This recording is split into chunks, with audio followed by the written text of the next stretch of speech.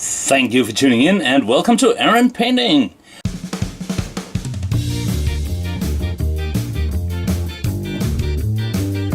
If this is your first time watching an Aaron Painting video, please remember to subscribe before you leave.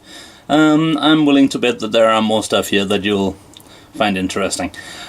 Anyhow, as mentioned in this Monday's update, as Razorbacks are all the rage now, I figured we should have a video on how to paint one. As the title suggests, this will be a two-parter. So in part one, we're going to paint all the green and all the silver metal, and I'd say you could put it on the table in an emergency situation. Though it is not going to be three color, it will be two. And in part two, we're going to take a bit more time, get into all the lenses, the light, the gun casings. But all in all, this will be a tutorial on how to get it done rather quickly and still get a tabletop worthy or battle report worthy looking result. This will not win you any painting competitions if you follow it. So first thing we're going to do is to prime it, obviously. And the reason why I didn't prime this before I started filming is I think it's really important to decide your sub-assemblies before priming. I keep the turret, the storm boulder, the top hatch, and this little thingy and part. I have not glued the door or the window so they can still open, and they will still be able to open after painting. And I've glued the tracks on, even though a lot of people tell you to not do that. I find that painting them separately is actually more of a hurdle than a help. Also, I will be using airbrush quite a bit in this video, as you can hear in the background.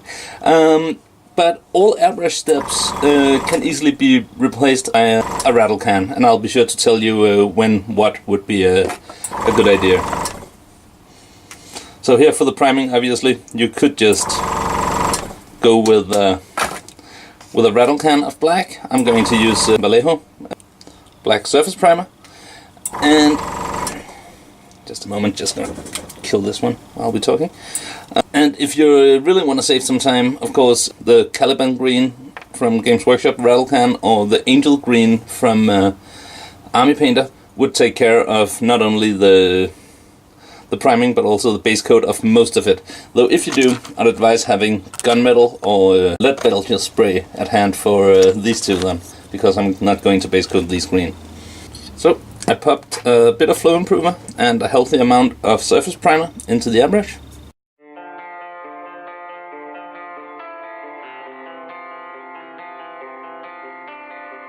Now that it's all black, I put a bit of masking tape here just because I think it looks cleaner and nicer if the interior is all black rather than have green spots from when the airbrush passes by. But other than that, yeah, this is easy peasy. Next, we go for the dark green from Vallejo. And as said, these will be painted metallic, so I'll put them aside for now.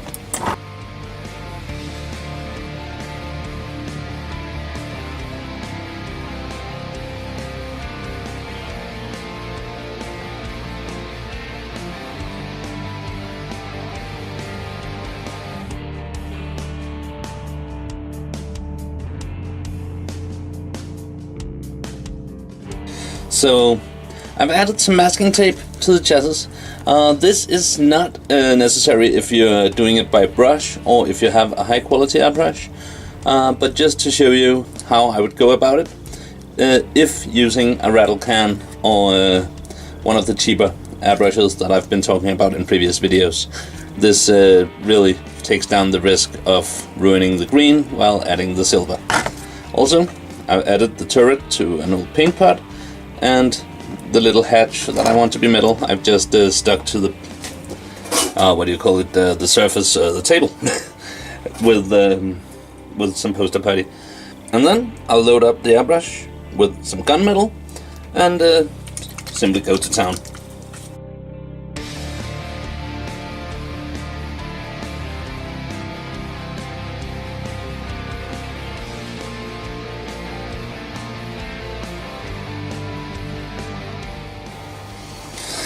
So, that was a very quick way to get it to this stage.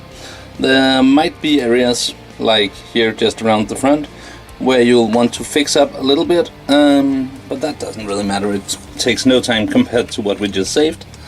So, first of all, I'm gonna clean up the green where necessary, and for that I'll just take some Caliban green.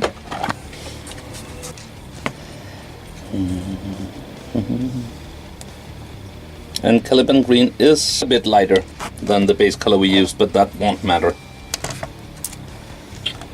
View it as our initial highlight, basically. And while it looks really bright now, it will dry darker, I promise you.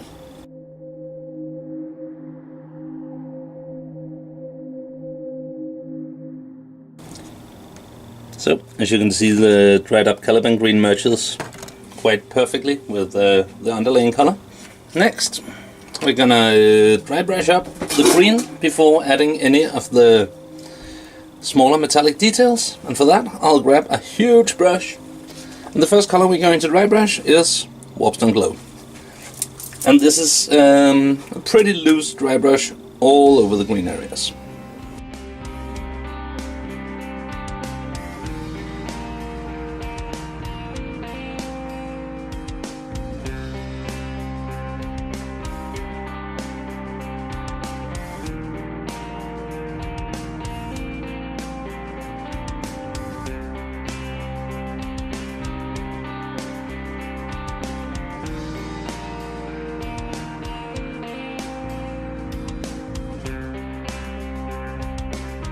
Next, we're gonna do pretty much the same with mood green, only a bit more careful, just to build up the highlight.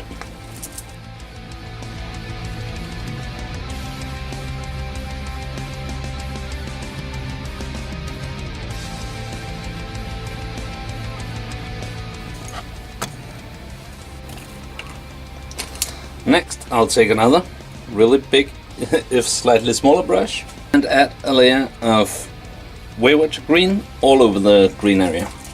And I'm just going to use this straight out of the pot without even thinning it down or anything.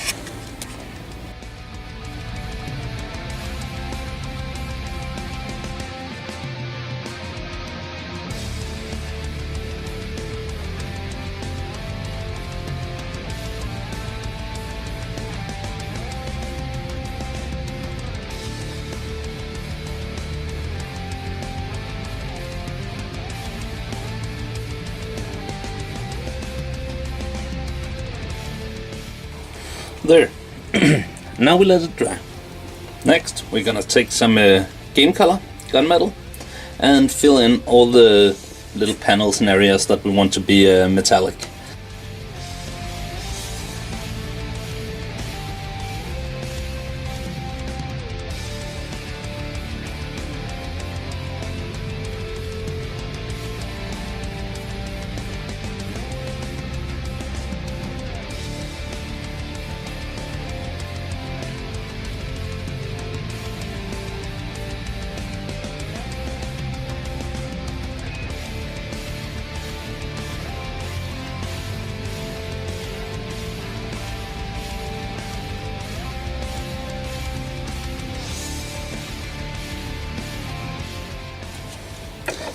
Next up, gonna take some Nuln oil and add it to the recesses of the green areas and all over the metal areas.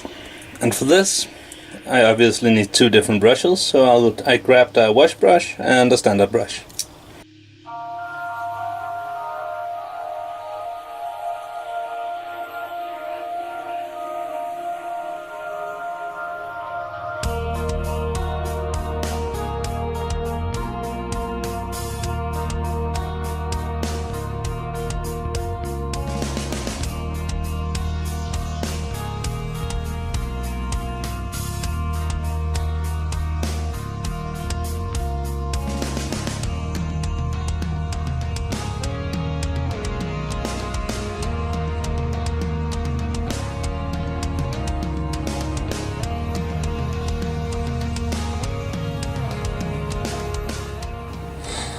Next, I'll take some chainmail silver, and this is for the last part of this episode, and that'll be for a dry brush for the tracks and the front spikes and the big gun, and then I'll do an edge highlight on the smaller parts with a finer brush.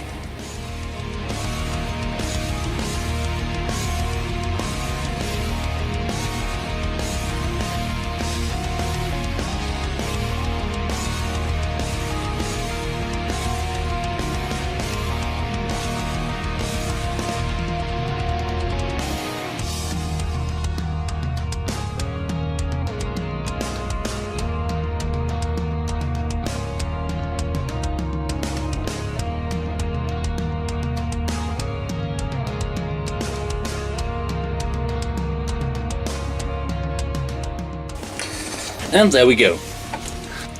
In actual working time, this is a really fast way to get to this stage. There is a lot of dry time. A hairdryer, of course, can remedy that. Or if you have a ton of Rhino chassis to go through, it's perfect for assembly line work. I've been using the dry time to paint up all the minis I needed for first track, so that was quite productive. So we're ready for a battle report on that. In next episode, we'll add, as said, the red gun casings to both the weapons, paint in all the lenses, bronze details, and add a bunch of transfers, and then a little bit of weathering. So yeah, I hope you found this useful, or at least entertaining, and thank you for watching. Take care, and bye-bye.